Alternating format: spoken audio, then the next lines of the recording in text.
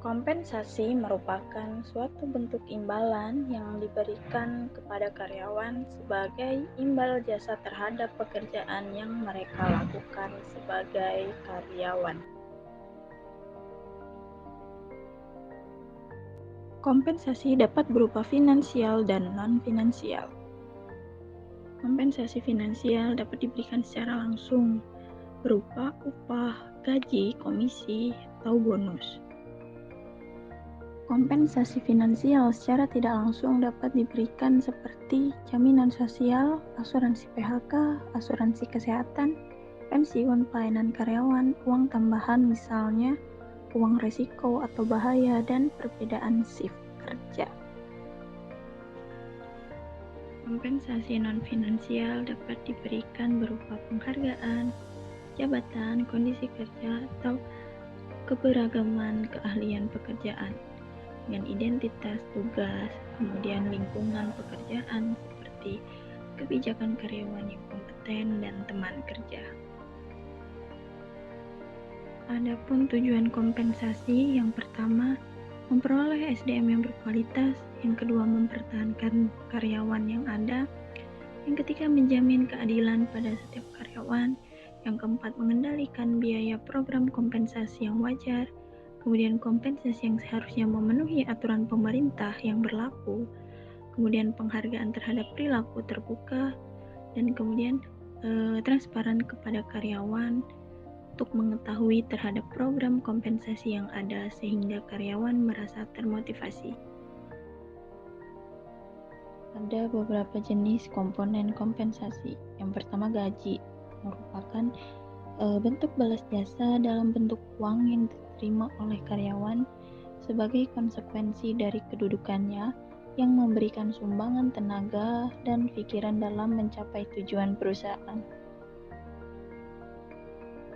Yang kedua yaitu upah, merupakan imbalan finansial langsung yang dibayarkan kepada karyawan berdasarkan jam kerja, jumlah barang yang dihasilkan, atau banyaknya pelayanan yang diberikan.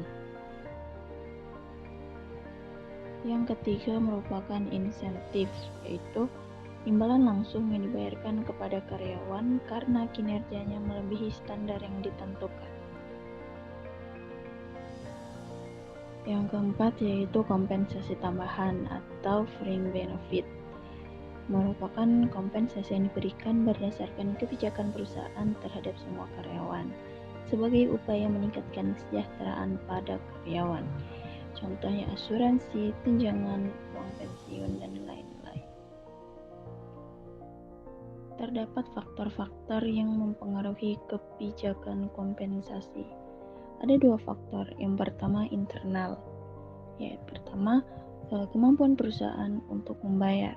Kedua, karakteristik pekerja seperti prestasi, pengalaman, dan pendidikan.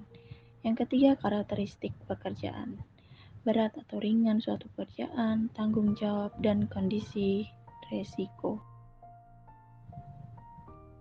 Pada kondisi eksternal, yaitu yang pertama, keadaan pasar tenaga kerja yang berhubungan dengan prinsip supply demand. Yang kedua, biaya hidup. Yang ketiga, peraturan pemerintah, UMP dan UMK. Adapun terdapat tantangan-tantangan dalam kompensasi. Yang pertama, tujuan strategis. Yang kedua, tingkat upah berlaku. Yang ketiga, kekuatan serikat pekerja. Yang ketiga, kendala pemerintahan. Yang kemerataan pembayaran. Kemudian penyesuaian dengan strategi kompensasi. Kemudian tantangan kompensasi internasional, produktivitas dan biaya. Selanjutnya, kita akan membahas mengenai benefit. Benefit adalah suatu manfaat atau keuntungan yang didapat dari sesuatu. Dalam perspektif ekonomi, benefit merupakan perolehan laba atau keuntungan yang dibayarkan kepada seseorang. Contoh benefit untuk karyawan itu ada banyak sekali. Yang pertama yaitu merupakan asuransi kesehatan atau asuransi jiwa. Yang kedua yaitu asuransi pensiun. Yang ketiga asuransi tenaga kerja. Lalu selanjutnya bayaran di luar jam kerja seperti liburan, hari besar, cuti tahunan hingga cuti hamil. Lalu diberikan fasilitas seperti kendaraan berupa motor atau mobil dari perusahaan tersebut, keanggotaan klub, ruang kantor yang nyaman, dan tempat parkir yang khusus. Selanjutnya kita akan membahas mengenai payroll atau sistem penggajian. Apa yang dimaksud dengan payroll atau sistem penggajian dalam perusahaan?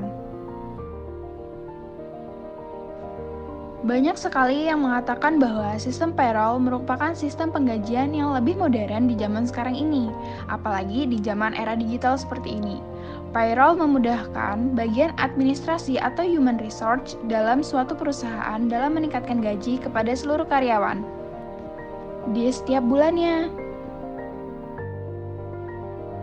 Terlebih lagi bagi perusahaan berskala besar yang memiliki jumlah karyawan hingga ratusan bahkan ribuan, akan sangat sulit jika menghitung secara manual saat memberikan gaji kepada karyawan. Dalam sistem payroll, nantinya karyawan akan diberikan detail mengenai komponen gaji yang diberikan oleh perusahaan. Misalnya uang lembur, uang makan, tunjangan transportasi, potongan pajak, dan BPJS. Dengan hal itu, dapat membantu karyawan, utama karyawan baru dalam memahami setiap detail gaji mereka per bulan.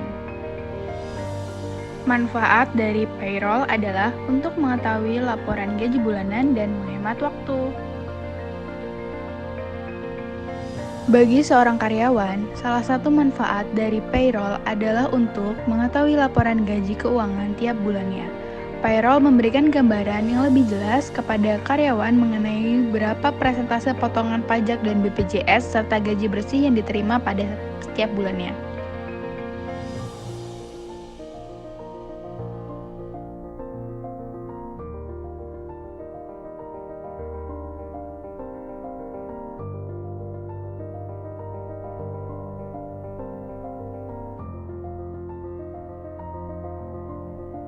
Tidak hanya itu, sistem pembayaran payroll memudahkan karyawan dalam mengetahui slip gaji, karena slip gaji tersebut akan dikirimkan langsung melalui email kepada masing-masing karyawan. Sedangkan bagi human resource atau bagian administrasi, manfaat dari payroll adalah dapat menghemat waktu dalam pembagian gaji kepada seluruh karyawan. Apa saja yang mempengaruhi perubahan gaji karyawan? Yang pertama adalah kehadiran. Jelas jika kita absen pada suatu hari tanpa alasan tertentu, maka gaji kita akan dipotong dan nantinya akan masuk ke dalam sistem payroll. Lalu yang kedua adalah uang lembur. Jika kita mendapatkan jatah lembur dalam 1 atau 2 hari, kemungkinan kita akan mengalami penambahan gaji pada periode waktu tertentu. Lalu yang ketiga adalah bonus sesuai target. Dalam 1 bulan, kita bisa mendapatkan target yang disesuaikan oleh perusahaan. Dengan begitu, dapat dipastikan bahwa kita akan mendapatkan bonus di akhir bulan dan tentunya akan masuk dalam sistem payroll.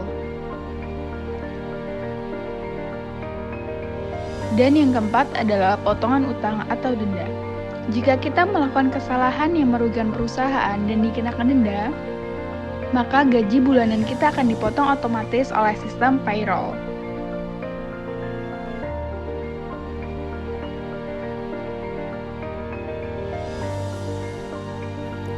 Kesimpulannya adalah, perusahaan memberikan insentif kepada para karyawan bertujuan untuk memperoleh karyawan yang berkualitas sesuai dengan yang diharapkan perusahaan. Mempertahankan karyawan yang sudah ada untuk mencegah pergantian karyawan baru, menjamin keadilan bagi karyawan, menghargai terhadap prestasi kerja karyawan, untuk memotivasi karyawan agar lebih semangat dalam bekerja.